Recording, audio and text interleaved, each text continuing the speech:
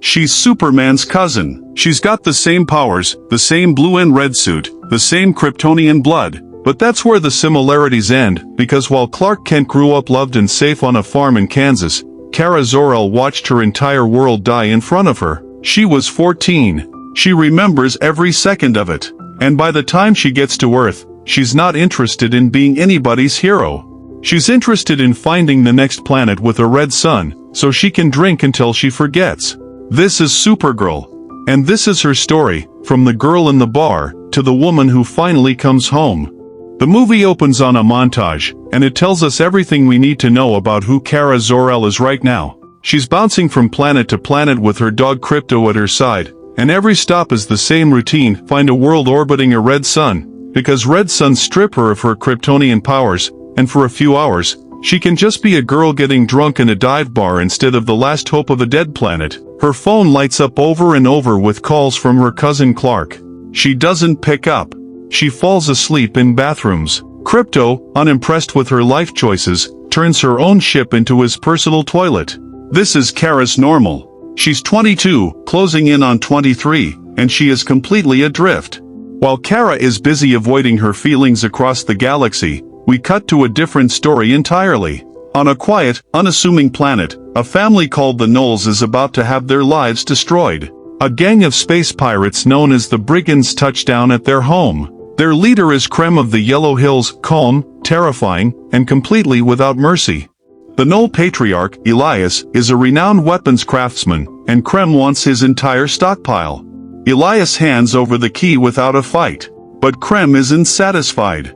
He demands that Elias's wife, Delilah, personally lead him to the stash. Their son, Emmond, tries to step in and protect his mother, and Krem responds by throwing a knife straight into the boy's back. Then, in front of the family's youngest daughter, Ruthye Mary, Krem kills Elias. Then he kills Delilah. The Brigands take what they came for and leave, and Ruthye is left alone with the bodies of her family. She buries them herself, and before she leaves that grave, she picks up one thing: her father's sword. From this moment on, Ruthye Mary Knoll has exactly one purpose: find Krem of the Yellow Hills. Make him pay.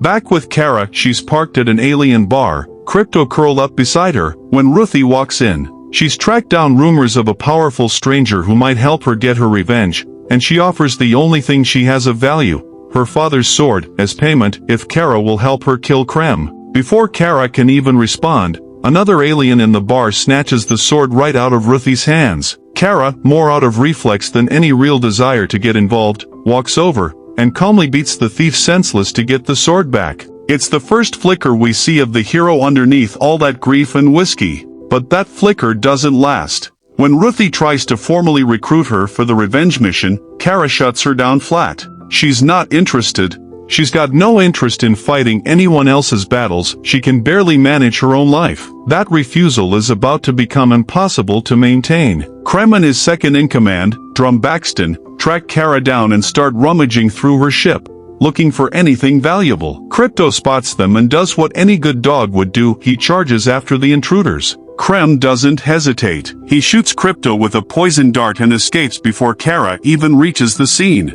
Kara finds her dog dying. All that numbness, all that deflection, it evaporates instantly. She rushes Krypto to a local healer, with Ruthye stepping in to translate between species. The diagnosis is brutal. Kara has 3 days before the poison kills him. There's only one way to save Krypto now, and that's tracking down the man who poisoned him. Kara Zor-El, whether she wants the job or not, is now hunting Krem of the Yellow Hills.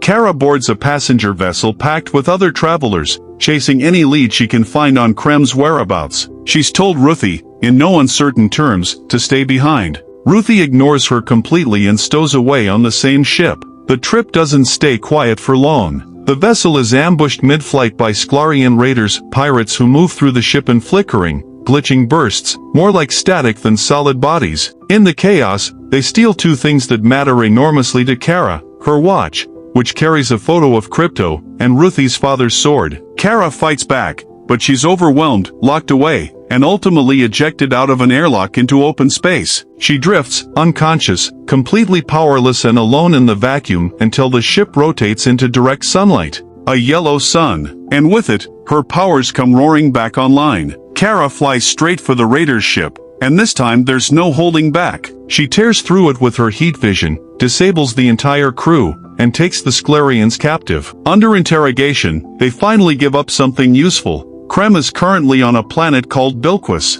and they reveal exactly why the brigands are so obsessed with kidnapping girls and young women across the galaxy. Their race is entirely male, and they need to steal brides just to survive as a species. It's a chilling detail that raises the stakes far beyond one dead family. Kara and Ruthye make their way to Bilquis, and the planet greets them with a bar full of sleazy, hostile aliens who make the mistake of testing Kara's patience. She beats them into submission and clears a path. In the aftermath, they cross paths with a couple named Marek and Bomer Vran, who offer the two travelers shelter for the night. It seems, on the surface, like a rare bit of kindness in a very hostile galaxy. While asking around about the brigands, they run into someone else entirely, a Charnian bounty hunter named Lobo. It turns out Lobo has his own score to settle. He's been hunting Baxton for personal reasons of his own.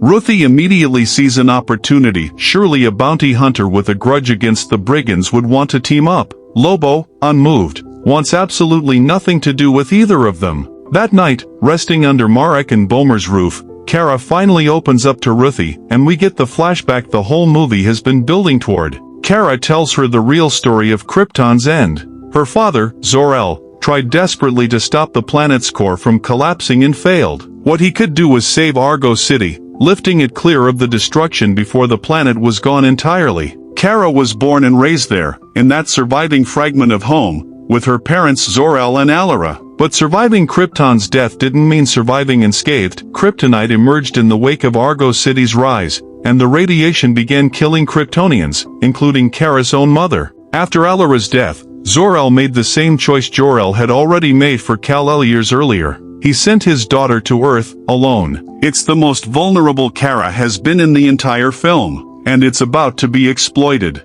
Marek and Bomer offer Kara a drink, and it's poisoned. We learn they didn't do it out of malice. They made a desperate deal with Krem, hand over Kara and Ruthye, and in exchange, Krem will return their kidnapped daughter, Sarna. As Kara realizes what's happening and tries to force the poison back up, Krem himself arrives to collect on the deal. What follows is chaos. The brigands storm the area, rounding up more women to take captive. Kara, poisoned and weakened, throws herself into the fight anyway, and Lobo, despite his earlier refusal, joins in, laser-focused on finally getting to Drum. In the middle of the battle, Sarna manages to break free of her captors. Her parents chase after her to protect her. Krem chases after all of them. Ruthye sees her chance. She lunges at Krem, ready to finally take her revenge, but Kara pulls her back, terrified of what killing a man in cold blood would do to a 14-year-old girl for the rest of her life. It's a decision made from love and protectiveness. It's also a decision with a body count.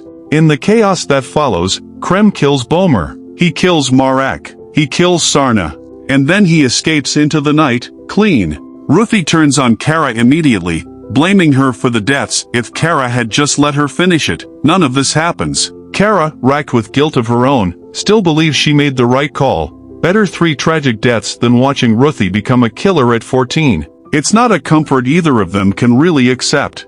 Consumed by that guilt, Kara starts aggressively interrogating anyone who might know where Krem is hiding. Her search finally leads her to a planet orbiting a green sun, and green sun radiation doesn't just weaken Kara, it's agony. She's dragged away by a mysterious figure while barely conscious. In her delirium, we get a second flashback, this one showing Kara's earliest days on Earth, freshly arrived and completely alone, found by a young Clark Kent. Neither of them can understand a word the other is saying. Kara still only speaks Kryptonian. Clark never learned it. Even her own cousin, her only living family in this new world, is a stranger she can't talk to. Back in the present, we learn who saved her, Ruthye. Despite everything, despite the anger, she's the one who dragged Kara to safety and hid her in a cave. But while Kara recovers, Ruthye ventures out looking for water and is captured by the brigands. She's thrown into a cage right next to Lobo, who was captured during the same raid. Krem interrogates Ruthye directly, demanding Kara's location, promising to spare her life if she talks. Ruthie's answer is to spit in his face. Later, alone with a single guard, she tricks him into opening her cell, then chokes him unconscious and steals his keys, freeing herself and Lobo both. As the planet rotates back toward its yellow sun, Kara's powers surge back to full strength, and she wastes no time. She flies directly for Krem's ship, where Ruthye is in the middle of trying to free the other captive brides on her own. Krem catches her in the act, and that's exactly when Kara arrives. What follows is the film's biggest action sequence. Kara tears into the brigands with everything she has. Krem manages to land a hit with a kryptonite-tipped arrow, and for a moment it staggers her, but Lobo crashes into the fight right behind her, and between the two of them, they bring Krem's ship down in a violent crash to the surface. In the wreckage, Kara methodically frees every captive bride on board and cuts down the remaining brigands one by one. And then it's just Krem left. Ruthye gets to him first, sword drawn, blade at his throat. This time, nobody's stopping her. Except Kara steps in one more time. Not to save Krem, to save Ruthye from having to live with what killing him would do to her. Kara takes the sword from Ruthye's hands herself, and finishes it, stabbing Krem through the chest and throat, killing him instantly. The revenge is delivered. But Kara is the one who carries that weight now, not the 14-year-old girl who started this journey. With Krem dead, Kara recovers the one thing she came for in the first place, the antidote to save Krypto's life. Kara returns to her dog with the cure in hand, and Krypto was healed almost instantly, bounding up to tackle his owner like nothing ever happened. It's the first genuinely happy moment Kara's had in the entire film. Ruthye tells Kara that she's going to go live with her aunt now, the only family she has left. But before she goes, Kara invites her to stick around just a little longer, long enough to celebrate the birthday Kara's been quietly dreading and drinking her way through since the movie began. In the final scene, Kara travels to Metropolis to find Superman. Sitting across from her cousin, Clark tells her, gently, that he could have used her help during his own recent battle back on Earth. It's not a guilt trip. He immediately reassures her that he understands she needed this time to figure out who she is and what she wants, after everything she's been through. And Kara, for the first time in the entire movie, gives him a real answer. She tells him she's staying. Earth is home now. The moment is immediately undercut with a laugh. Clark bolts across the apartment mid-conversation to stop Krypto from eating a bar of chocolate. And that's where Supergirl leaves us. No massive universe-ending stakes. No post-credits tease.